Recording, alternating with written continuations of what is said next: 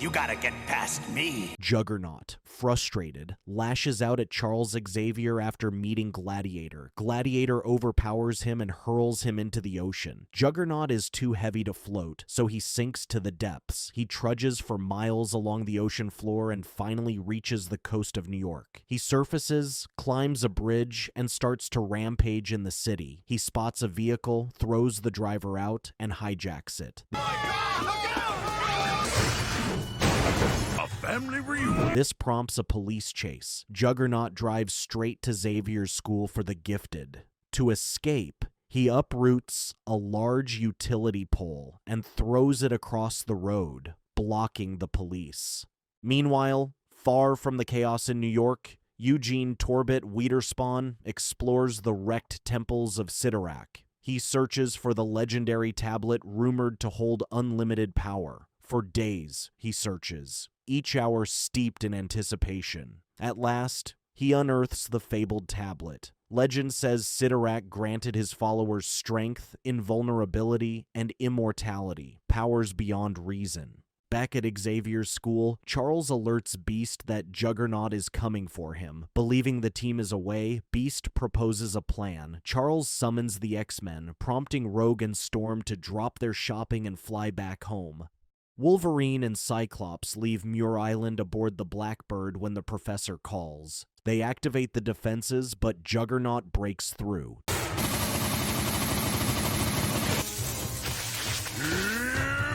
Juggernaut rampages through the school, looking for Charles. He suddenly bursts through the ceiling and drops into the danger room, where Charles waits. Charles turns on holograms to distract Juggernaut, but stays at a distance, asking about Juggernaut's motives. Juggernaut ignores him and repeats that Charles already knows. The danger room shows illusions of the Hulk, among others. But Juggernaut smashes them all. Beast lunges from behind, but Juggernaut hurls him aside. Charles stays calm. He tricks Juggernaut onto a trapdoor. Juggernaut falls but claws his way out and keeps destroying the danger room. Juggernaut corners Charles and lifts him by the collar. Meanwhile, in the ruins of Sidorak, Eugene discovers the Crimson Gem. He picks it up, heart pounding, and recites the incantation. Across the city, Juggernaut staggers and feels his power draining fast. Beast seizes the moment, pulling Charles clear as debris tumbles down onto Juggernaut. Storm and Rogue rush to join them. Charles orders them to dig out Juggernaut, but Rogue hesitates,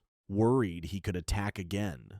Charles insists, explaining that Kane is still his brother. When they clear the rubble, Juggernaut lies frail and weakened, almost unrecognizable. Beast tells Charles that Kane is weakening fast. Without his Juggernaut powers, Kane won't survive. Charles urges the group to restore Kane's powers. Storm was surprised and reminded him of Kane's threats. Charles insists, claiming that he is his brother, and he can't watch helplessly. At Charles's direction, Rogue contacts Wolverine and Cyclops, telling them to search Sidorak for the sacred ruby and the new Juggernaut. They were surprised, but Beast reminds everyone that Kane is still the Professor's brother, persuading the team. While the others prepare to help Kane, Cyclops, and Wolverine track Eugene to a club, Eugene uses his new powers and acts recklessly in front of the crowd. Cyclops and Wolverine approach and ask if he wants his old life back. Eugene reacts violently, but Cyclops warns they will use force if needed. Wolverine lunges, but Eugene throws him aside. Cyclops fires an optic blast at the floor near Eugene, making him drop the gem. Cyclops grabs the gem, and they escape in the Blackbird. Eugene chases, but crashes into a warehouse and is unable to catch up. Juggernaut's condition worsens, so Beast suggests using a psychic probe. Kane objects, but Charles goes ahead. The probe takes Charles back to their childhood. Kane already resented Charles then. Their father often scolded Kane for bullying Charles and sent him to boarding school. Later, Charles learned that their stepfather had married his mother for her money. Kane always blamed Charles for being sent away. When he found out Charles was a mutant,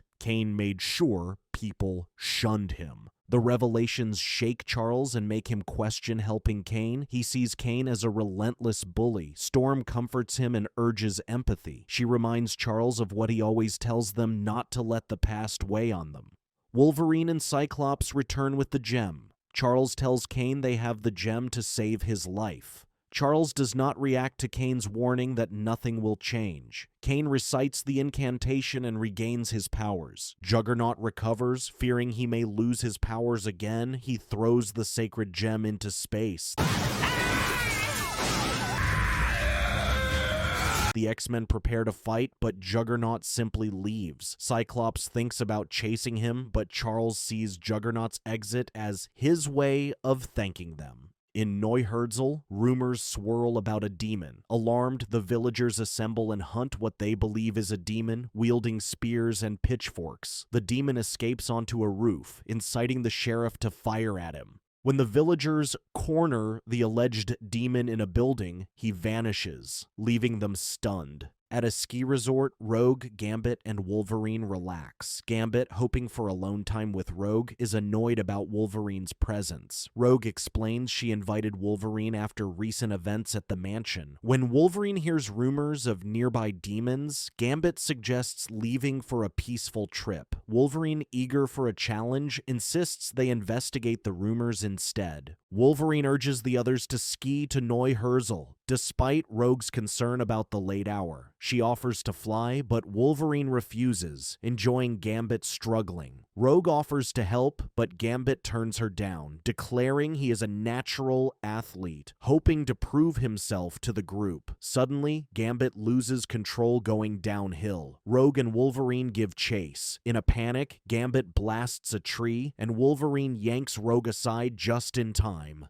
He senses an avalanche and signals her. Rogue attempts to fly everyone clear, but they get buried. Wolverine claws them free before collapsing. Rogue wakes in a monastery, disoriented, but Wolverine reassures her about Gambit. Michael, a monk, explains that they shelter ski accident victims. While Wolverine, wary, notices someone spying, Michael instructs Reinhard to escort them. Though Reinhard questions Michael's charity, Michael insists on helping people in need. He then asks Rogue to dress more modestly out of respect for the monks living there. At dinner, Rogue asks about the monks' work beyond prayer. A monk says they shelter travelers, and Michael adds they help renew faith. Wolverine questions their beliefs after the accident, leading Michael to ask if he's lost faith. When Wolverine mentions demon rumors, Michael dismisses them as gossip and insists nothing strange has happened. Rogue leaves to check on Gambit. Meanwhile, a hooded monk enters Gambit's room, intent on harm. Rogue interrupts and chases him down a hall, drawing Reinhard's attention, who, seeing Rogue fly, becomes suspicious of her and Gambit's connection to the demon. The pursuit leads Rogue to a drop, where a monk saves her. She reacts instinctively, and they fall farther before he teleports them to safety. Wolverine finds Rogue and the monk together and attacks, convinced that the monk threatened Gambit. The monk dodges and teleports away, discarding his robe to reveal pale blue skin. Believing he is the demon, Wolverine hurls him against the wall, ready to strike again until Michael intervenes and introduces him as his brother. Michael introduces the monk as Nightcrawler, a fellow brother. Nightcrawler apologizes for frightening Rogue, who admits her surprise at his teleportation. When asked about the demon, Nightcrawler reveals he is a mutant like them.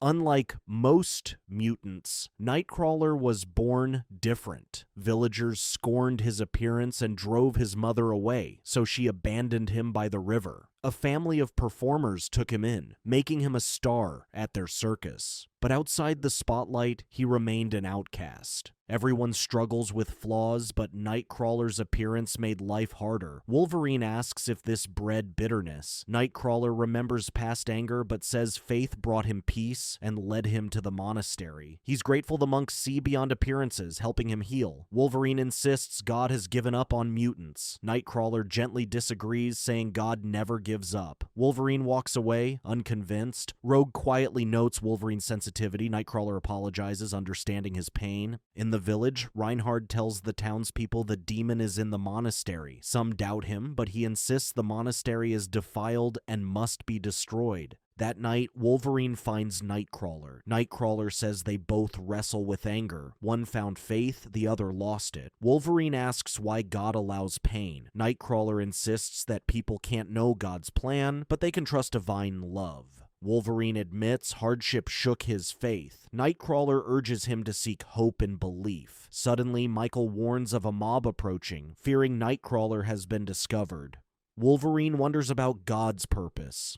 Nightcrawler believes the isolated villagers know nothing of mutants, and his purpose is to change their hearts. He urges leaving before anyone is hurt. With a mob approaching, Wolverine prepares to fight, but Rogue reminds him that the people are just scared. Wolverine worries about their chances, and Gambit offers help. As the mob breaks in, Gambit uses his powers to scare them, but they shoot back. When the door gives way, Wolverine defends the stairs while Rogue ties up attackers. The villagers confront the monks, demanding the demon's location. Nightcrawler teleports the monks away, then surrenders. Reinhard sneaks up from behind and attacks him, accidentally igniting the monastery. As Reinhard falls, Nightcrawler saves him and reminds him it's not his place to judge. Reinhard regrets his actions, and Nightcrawler teleports him to safety. After the fire, Nightcrawler thanks Wolverine and the team. Wolverine is disappointed by the outcome, but Nightcrawler finds hope. Reinhard is repenting, there were no casualties, and the villagers no longer fear him. Nightcrawler gives Wolverine a Bible with highlighted passages. The group returns to Paris, spirits troubled. Gambit criticizes the monks for their beliefs, which irks Rogue, and she walks away. Seeking comfort, she slips quietly into a church. There, she finds Wolverine reading the passages Nightcrawler marked. Watching him, Rogue feels hope that even the hardest hearts can change. Wolverine, overcome by violent delusions from his past, lashes out. In response, the X-Men gather to help. As the situation escalates, Professor X attempts to read Wolverine's mind, but is struck by a sudden psychic probe.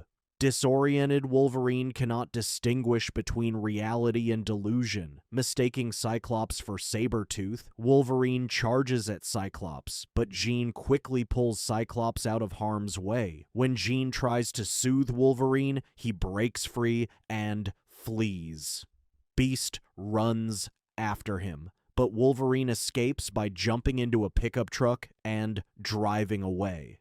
Meanwhile, Jean searches Wolverine's room and finds a photo of a woman in an envelope. She brings it to Beast, explaining she saw the woman in Wolverine's mind and suspects a connection to his recent behavior, as the envelope was postmarked 2 weeks ago with no return address. Examining the photo, they find coordinates on the back, which Beast identifies as southern Canada. Jean urges Beast to track Wolverine down. At the same time, Wolverine, having arrived at the Weapon X facility, searches for answers. He breaks in, looking around as memories overwhelm him. He recalls Stryker ordering the adamantium procedure and remembers breaking out of the stasis pod with his claws. Overcome by trauma, Wolverine begins to rampage. While he is distracted, Beast sneaks up behind him and attempts to calm him down. Deeply lost in his delusions and unable to recognize Beast, Wolverine attacks him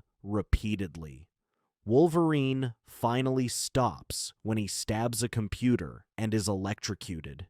Beast pulls him away and saves his life. After Wolverine recovers, he tells Beast to leave. Beast says he wants to take Wolverine home, but Wolverine refuses. He needs to understand what's happening to him. Determined to stay, Beast insists on helping. Not wanting to hurt anyone else, Wolverine resumes his search for answers. Soon after, they find virtual goggles on the floor, which trigger another memory of his assassin training. Their search leads them to Wolverine's old car, the Lotus. This sparks memories of his time with Silver Fox. As they drive together, they arrive at a cabin. Wolverine once carved their names into the door. Waiting inside is Sabretooth.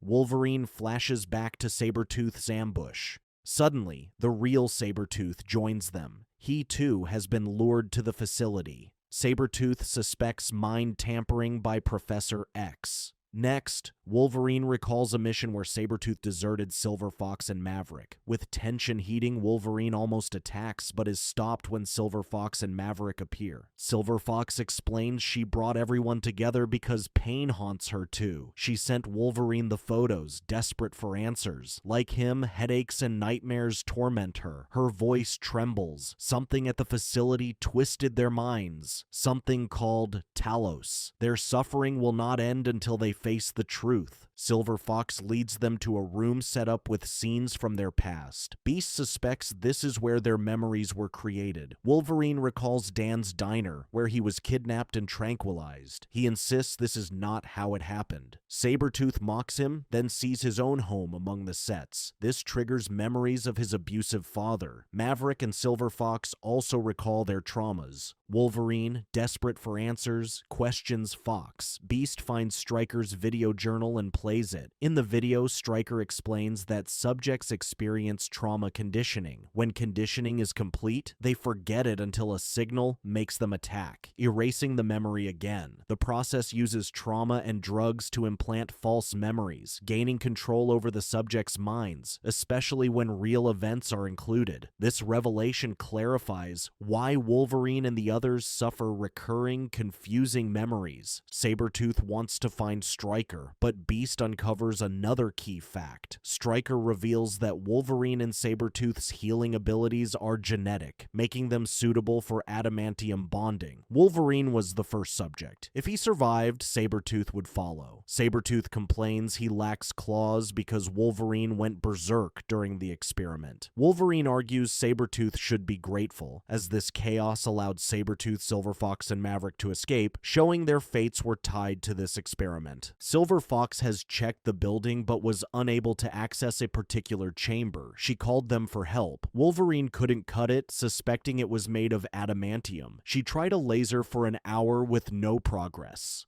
The door is DNA locked and requires all 4 keys. Beast confirms this is a genetic scanner and warns of hidden dangers. Wolverine insists on opening it for answers. After they open the door, a video of Stryker plays, revealing a core truth. Their discovery shows that memory therapy has failed. By opening the door, the failsafe activates. Talos, the program that manipulated their minds, will now attempt to recapture and recondition them. Now that their true memories are returning, Stryker sees them as a threat. Talos suddenly appears and attacks. Maverick hands Sabretooth a blaster, and Wolverine charges. They skillfully dodge its attacks. As the battle intensifies, Maverick notes the power source is buried deep. Wolverine suggests digging a hole for a thermite grenade. When Talos attacks with an axe, Sabretooth recalls his abusive father and intervenes. As Talos turns, Maverick plants the grenade in its armor and destroys it. Wolverine fears Maverick is caught in the blast, but he emerges unscathed thanks to his armor. With the immediate danger past, Beast opens the door. Sabretooth picks up the decapitated head, which activates trauma triggers, sending them into agony. At that moment, Beast sees another Talos coming. He quickly puts everyone into a truck and drives off, buying time with Maverick's grenades. Talos fires missiles, but they escape before the doors close. Outside, as the facility explodes, Beast urges a retreat to avoid attention and prepares the mini-jet. Before they part, Wolverine stops Fox to say he believes some memories are real, but Fox insists it is all fake. Wolverine argues that the fake cabin didn't have their names on the door. He personally carved them. Fox admits it could be true, but it was another lifetime. She says farewell. Afterward, Beast asks where Sabretooth went. Wolverine says Sabretooth saved him, and that's enough. Despite their rivalry, Wolverine came searching for answers, but feels more lost. He can't even trust his own memories. In response, Beast reassures him. The Professor and X-Men have helped before. Those are memories Wolverine can trust. Thank you for watching. Check out these other videos and subscribe and tap the bell to be notified about our latest videos. See you next time.